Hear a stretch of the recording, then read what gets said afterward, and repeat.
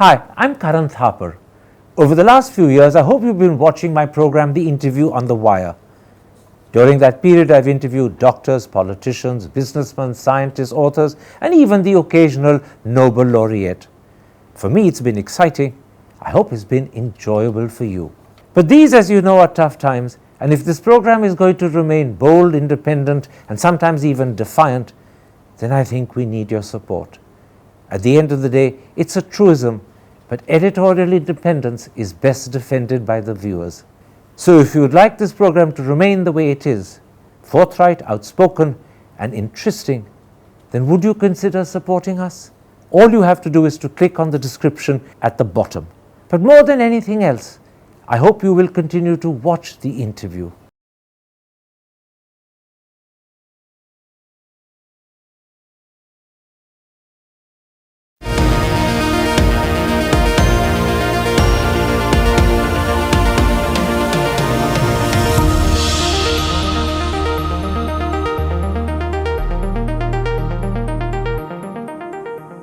Hello and welcome to a special interview for The Wire.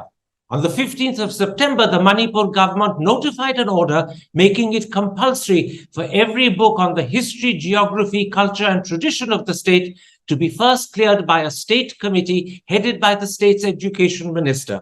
And if the books are published without government clearance, prosecution and punishment will follow.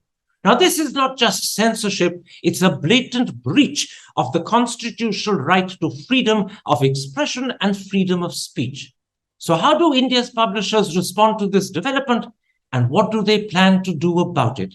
Joining me now to discuss those issues is one of India's foremost publishers, the publisher of Juggernaut Books, Chiki Sarkar. Chiki Sarkar, literally 6 days ago, the Manipur government notified an order requiring books on history, culture, tradition, and geography to be submitted to a state-appointed committee headed by the state's education minister for approval before they are published.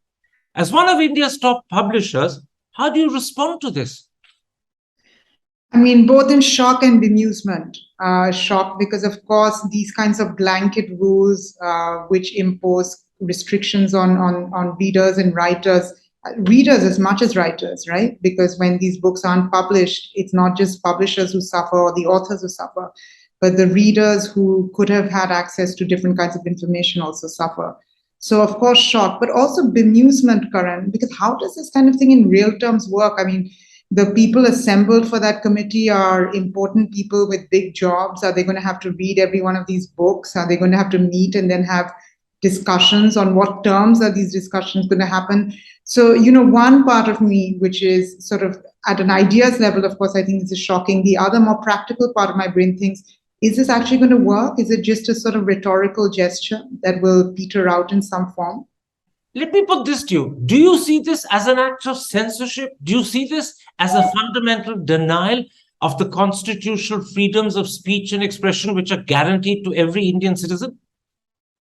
So, I thought about this yesterday, and I also sort of spoke to a lawyer called Sai Krishna, who I always consult on issues of freedom of speech. Sai is one of our foremost lawyers in this regard.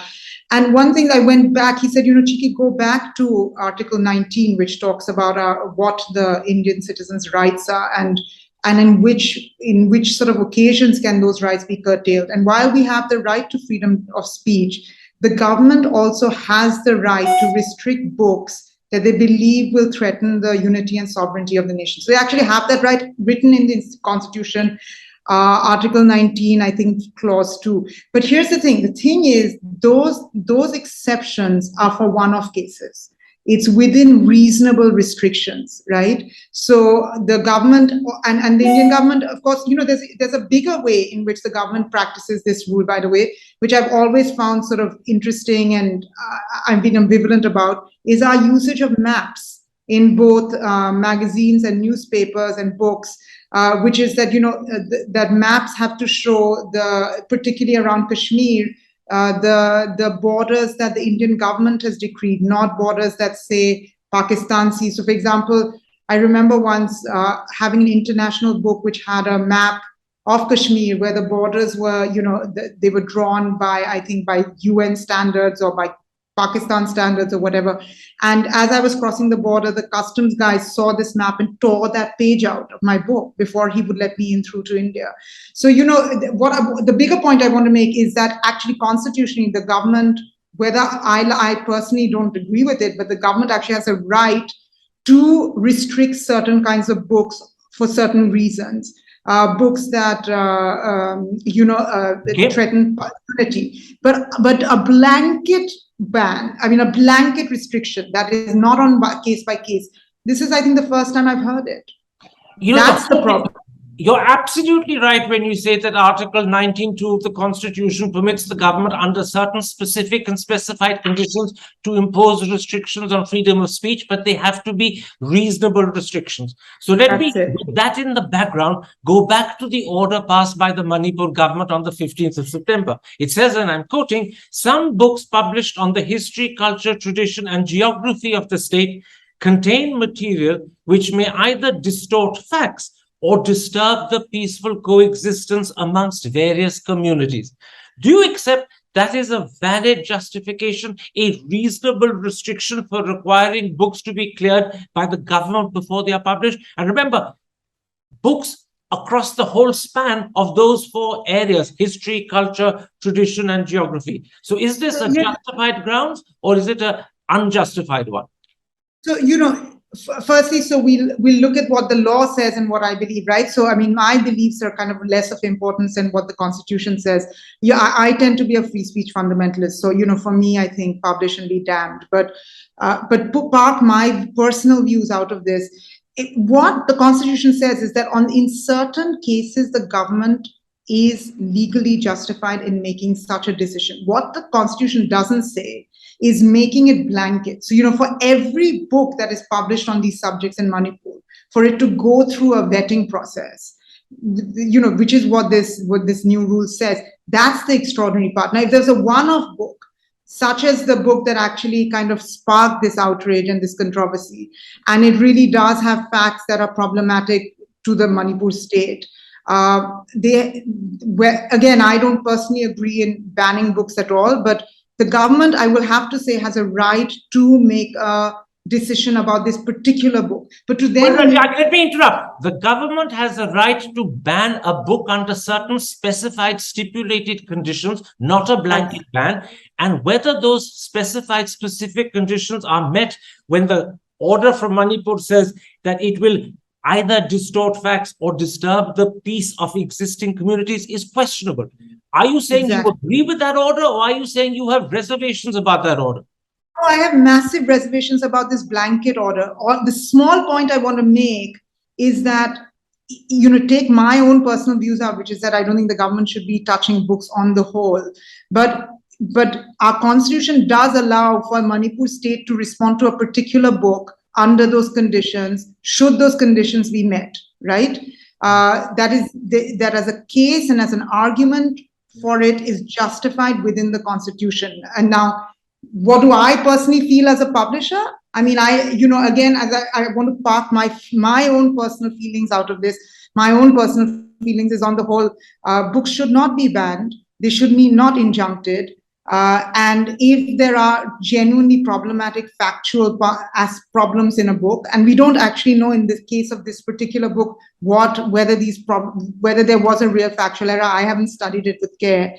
But if it turns out that there are real problems, then the publisher and the author should be given the freedom and the flexibility to make corrections, make a public apology, and put the book back into press. That's absolutely correct. Let me tell you what happens in this instance. In this instance, if a book is published without prior clearance, that's very important. If it's published without prior clearance, then, and I'm quoting, the book, and I presume that means both the author and the publisher, but the order doesn't specify that, is liable to be punished under the relevant law. But the order from Manipur doesn't specify what the relevant law is, nor does it specify what the punishment will be. So again, as a publisher, how do you respond to this threat that if a book is published without clearance, you and the author could be punished? Again, the reason I'm bemused is I don't know how all of this will turn out in practice. A statement has been made. how much of this statement is going to be carried through. We find in the world of books that there is a vast gap between the rhetoric of government and then the actual practice. There are many books I published. Forgive me, that is an assumption and a hope that there will be a vast gap. Let's Sure. go on the assumption there isn't. Let's No, go on the let assumption me they put mean it what back. they say. Go by the So- assumption they mean what they say. How do you respond to the threat that you as a publisher could be prosecuted and punished if a book on the culture, history, geography, or traditions of Manipur is published without clearance? How do you go by that threat? I will continue to publish it and make sure that, everything I say in the book is backed and substantiated. Remember that typically defamation, many of the clauses, many of the sort of aspects on which a government can attack a book, you can take it to court and defend it if it is defensible. So, let me give you another example. Let's say I were to publish the biography of a very big industrialist. And I know that like this industrialist will get stressed out and put a big case on us or whatever it is, right? Does that stop me from publishing the book? Publishers work with the promise of threat on many, many instances. We publish a book that's sensitive about Hinduism. And a clause might be invoked about, which happened in Wendy Doniger's case in the Hindus, that it insults the sentiments of Hindus and it's going to create public trouble. Now, does that mean we stop publishing it? We don't. What we tend to do as publishers is that if there is a book that's sensitive and potentially problematic, we get it legally read and we ensure that that text is defensible in law. Okay. And I think that in this case, we would also do the same. So, would I not publish a book on Manipur? No.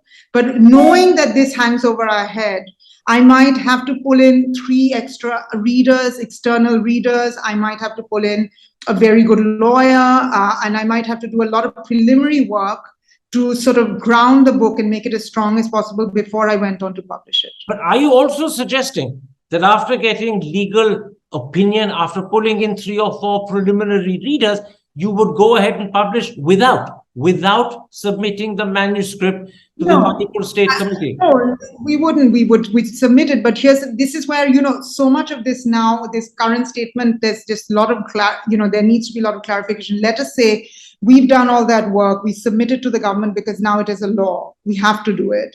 And let us say that it is it is rejected. Right? Now, what I don't know is what is my recourse after that? Can I appeal that rejection? Can I tell the committee that, this book has looked at, has gone through X number of readers, X number of fact checks. Currently, we don't know what this situation is. Let me interrupt. You are prepared, you're saying. In fact, you have decided you will submit any book on Manipur to the committee. Am I right on that? Yes or no? Yeah. Yes, it's a law now, right? You have to do it. Now tell me, if the committee rejects it, will you still go ahead and publish and disregard that rejection? Or will you then wait to see if you can appeal and go to court? Which of the 2 processes? I would do the second. Look, very simple. If there's a law at the moment, then you have to send this book to this committee. And then there is also a law that says that once they've rejected it, you can't publish it. Now that is the law. There's nothing I can do about it. But I can certainly fight it. And the Juggernaut approach isn't to sort of not do the book or choose not to do the book because of potential legal troubles. It's to send them the book and be prepared to fight in court. So if your book is submitted and rejected by the Manipur committee, you will fight it legally in court. You won't defy the committee and go ahead and publish. I don't think so. And I don't think most publishers would. We live in this country under certain laws. We may disagree with the laws. But that doesn't mean that we shouldn't obey them, right? Till the time we live in this country and work within it.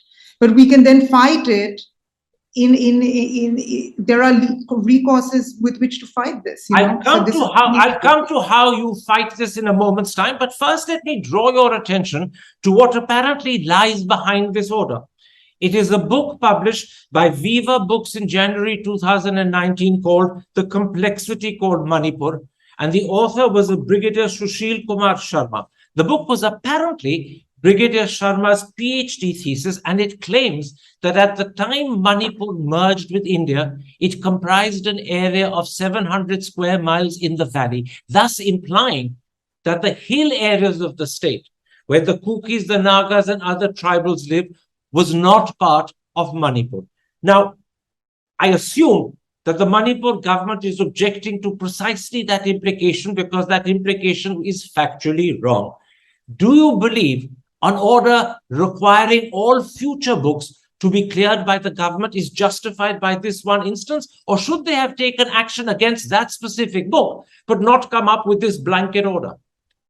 Of course. I mean, and mine isn't just the publisher's response, it would be the lawyer's response and the common sense response. Why take a singular case and then turn it into a general application and then give yourself more headaches and more work? But so of course, that goes without saying. And indeed, we can go back to what it is that the government has the freedom, I mean, not the freedom, but, what are the right ways to respond to such a book? Would it mean, I know that there are groups that have called for banning the book. And, I've never understood that. I mean, if there are factual issues, then the publisher and the author should apologize. They should they should pull back the books, make the change and reprint. And that's put very it out there. Again, as a publisher, you're saying if there are serious factual errors in a book, the publisher and the author should A, apologize, and B, make those changes. Should they also pull back unsold copies of the incorrect version and bring out a new one? Totally. Now, but Karan, let me also put this in context. This really depends on the facts, right? And again, I've not read this book, nor do I know enough about Manipur history to argue anything about this book. But let us say this claim that he's made is substantial, it's central to the book, right? Then in a case like this, simply just changing some facts, tweaking a few paragraphs may not satisfy, may not actually work. And in which case, then it may be that this book is actually pulled out of the market. And I just simply don't know what the circumstances are for this book, right? Because factual changes can be of two kinds. They can be so central to the book that if you sort of change it, it actually changes the entire book. Or it could be sort of peripheral to the book. And, making those changes don't actually change the substance of the book.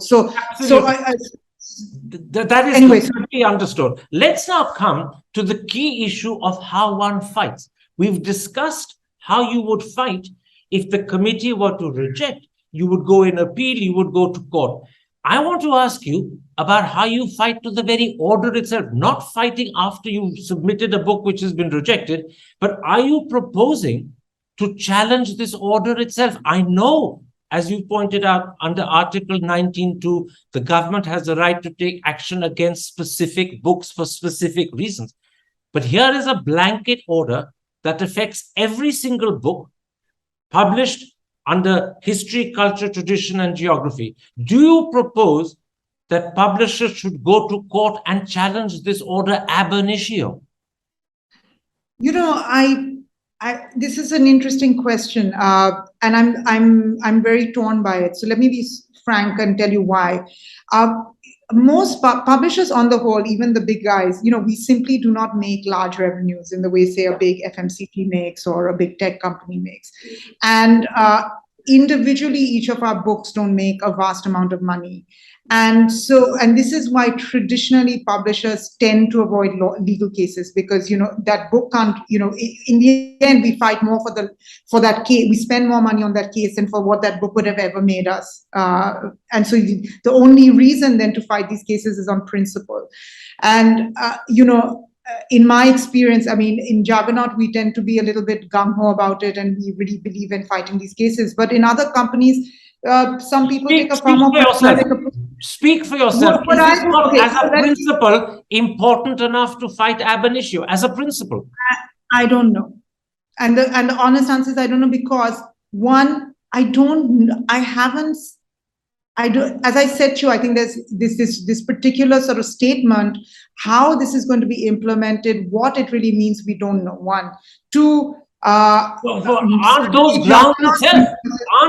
grounds itself for fighting it ab initio? If you don't know how it will be implemented, if the order is vague, uncertain, and therefore unpredictable, those are second grounds for fighting it, both in terms of principle and in terms of its vagueness.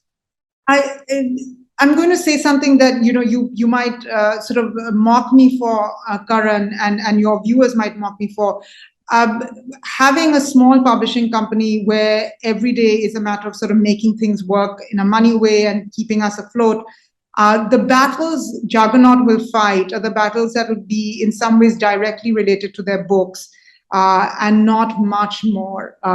Okay. And I'm going to just say it out loud, right? So, do I find this order troubling? Deeply. Would it stop me from publishing books on this subject? No. If this law sort of affected my own book, would I fight it? Yes. At this moment, would I go out and sort of join a larger group of publishers, pay for a lawyer to challenge it in court, and particularly with this order without knowing exactly how this is going to work out? I probably won't. I would wait, I would watch, and I would be prepared to fight if the fight came at my door. But right now, I'm not sure. Let me give you another reason why. In principle, it might be sensible for you to fight this order ab initio and not wait to fight if one of your books is rejected. And this is the reason. The Manipur order could set a precedent for other state governments to come up with similar orders. Or the Manipur order could set a precedent for governments to bring out similar orders regarding books that interpret the Mughal period or the Sultanate period in ways the government doesn't like. It's no secret that we have a ruling party that has deep reservations about the way historians have covered Indian history during the Mughal and Sultanate period. Now, this order could set a precedent for books on that subject that would affect you. Or it could set a precedent for books that interpret Hinduism in a way that Hindutva doesn't approve of. Those are good reasons why you should say to yourself, maybe I should fight this ab initio, because it will become a precedent, because it could affect books I want to do on Mughal India, Sultanate India, or Hinduism. So again, I'm going to, my response will be in two ways, right? On ideologically, you're right. In the big picture way, absolutely. Now, let's look at the practice of it. Juggernaut publishes a huge amount of history, often written by people who are of the opposite political persuasion of our ruling government. We've been able to do it with no problems at all. And in my own experience of publishing difficult, challenging books about the government and against the government, I've done it from the Accidental Prime Minister in my days in Penguin to a book called I'm a Troll, which attacked the BJP social media cells, about a couple of years ago. I have faced to date, this may change, but I have been allowed to publish these books without trouble. And I have views on that, which could be another conversation altogether. My own view is that that the government has, when it comes to English language books, they haven't, as it happens, the BJP government has had not especially a high track record of censorship.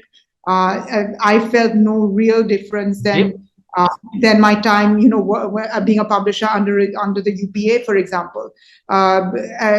Maybe English books are seen as niche; they're not touched as much.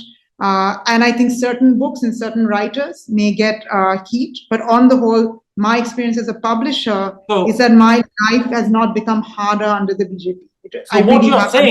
So what you're saying is that you don't share the apprehensions that were inherent in my question. You don't share the fear that the Manipur order could set a precedent for other states or for books on subjects like Mughal India, Sultanate India, or Hinduism. You don't share that apprehension, which is why you don't believe this is another reason for going to court to challenge the order.